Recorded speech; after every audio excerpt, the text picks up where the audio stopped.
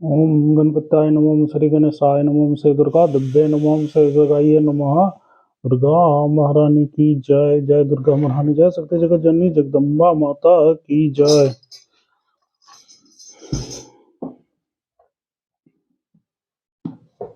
ओम श्रीमद्देवी भागवत महापुराण ब्रह्म प्रथमं द्वितीय खंडः। तुमेव माता च पिता तुमेव, तुमेव बन्धुश्च सखा तुमेव, तुमेव विद्याधनं तुमेव, तुमेव सर्वं देवदेव। ओम नमः चंडिकाय नमः, ओम श्री दुर्गा दिव्य नमः, ओम श्री दुर्गाय नमः। तृतीय अध्याय। सुकन्या का च्यवन मुनि के साथ विवाह। व्यास जी बोले, हे राजन, इस घटना से अत्यंत चिंतित राजा शर्याती ने उस सब से पूछने के पश्चात शांति तथा उग्रता पूर्वक अपने सभी बंधु जनों से पूछा। समस्त प्रजाजन और अपने पिता को अत्यंत दुखी देखकर तथा अपने द्वारा उन छिद्राओं में कांटे चुभाने की बातें को सोचकर उस सुकन्या ने यह कहा, है पिताजी, वन में खेलती हुई मैंने लताओं से घिरा हुआ 2 छिद्रों वाला एक विशाल रजनीक देखा। उन छिद्रों में जुगनू की भांति तीव्र प्रकाशमान 2 ज्योति मैंने देखी। तब हे महाराज, जुगनू की शंका करके मैंने उस छिद्रों में सुई चुबो दिया है पिताजी। उस समय मैंने देखा कि वह सुई जल से भीग गई थी। उस वाल्मीकि में से हा हा हा की मंद मंद ध्वनि मुझे सुनाई पड़ी। हे राजन, अब मैं आश्चर्य पर गई और ये क्या हो गया। मैं इस शंका से ग्रस्त हो गई और न जाने मेरे द्वारा उस वाल्मीकि के मध्य में कौन सी वस्तु बिंद गई। सुकन्या का यह मधुर वचन सुनकर राजा सरियाती इस कृत को मुनि का अपमान समझकर सिकता पूर्वक वाल्मीकि के पास जा पहुंचे। वहां उन्होंने महान कष्ट में पड़े हुए परम तपस्वी च्यवन मुनि को देखा। तत्पश्चात उन्होंने मुनि के शरीर पर जमी हुई विशाल बिंबी को हटाया।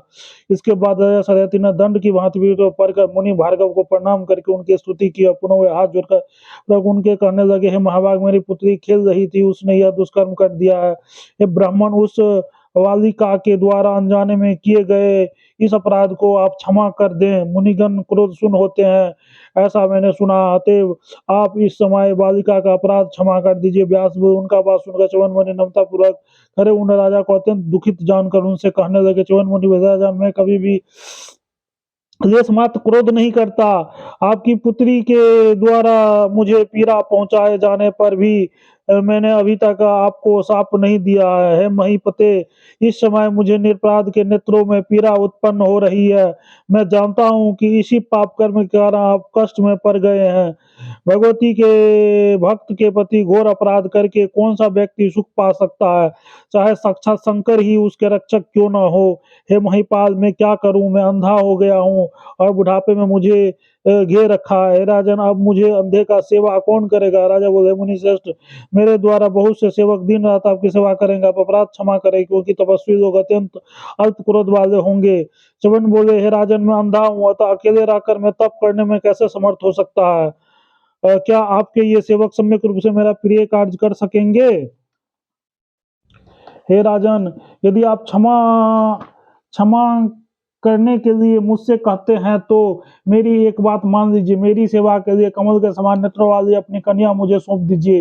हे महाराज, मैं आपसे इस कन्या पर प्रसन्न हूँ। हे महामते, मैं तपस्या करूंगा और वो मेरी सेवा करेगी। हे राजन, ऐसा करने पर मुझे सुख मिलेगा और आपका भी कल्याण होगा। मेरे प्रसन्न हो जाने पर आपके सैनिकों को भी सुख प्राप्त होगी, इसमें संदेह नहीं है। हे भूप, मैंने यह विचार करके आपका निदान कर दीजिए। इसमें आपको कुछ भी दोष नहीं लगेगा, क्योंकि मैं एक संयमशील तपस्वी हूँ। व्यास बोले, भरत मुनि के बात सुनकर राजा सरियाती घोर चिंता पर गए।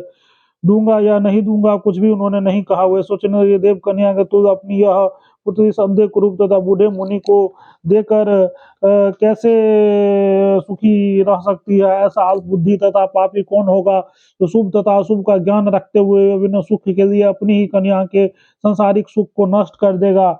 अंधे तथा वैद्य च्यवन मुनि की पति रूप में प्राप्त करके उस सुंदरी भोम वाली तथा कामवान से व्यथित वो कन्या उसके साथ जिस प्रकार अपना जीवन व्यतीत करेगी, अपने अनुकूल पति पाकर वो भी यौवनावस्था में किसी स्त्री द्वारा, वो भी विशेष रूप से रूप समान स्त्री के द्वारा काम को जितना अत्यंत कठिन है, तो फिर इस वृद्ध तथा नेत्रहीन पति को पाकर उसकी क्या स्थिति होगी। तपस्वी गौतम ऋषि को पति रूप में प्राप्त करके रूप तथा यौवन से युक्त सुंदरी अहल्या इंद्र के द्वारा सिगी ठग दी गई और बाद में इस धर्म विरुद्ध जानकर उसे पति गौतम ने साफ दे दिया, अतएव मुझे कष्ट भले ही हो किंतु मैं मुनि को अपनी पुत्री सुकन्या नहीं दूंगा।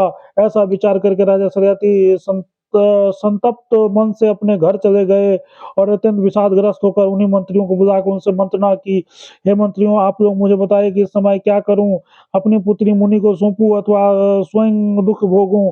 अब आप लोग मिलकर इस सम्यक विचार कीजिए और मेरा हित किस प्रकार होगा। मंत्रीगण, वे महाराज, विषम संकट की स्थिति में हम आपसे क्या कहें, यह अत्यंत लवणमयी सुकन्या इस अभोगों को देना कैसे उचित होगा। व्यासराजन अब अपने पिता तथा मंत्रियों को चिंता से आकुल देखकर सुकन्या उनका अभिप्राय समझ गई और मुस्कुराकर बोली, हे पिताजी, आज आप चिंता से व्याकुल इंद्रियों वाले किस लिए हैं?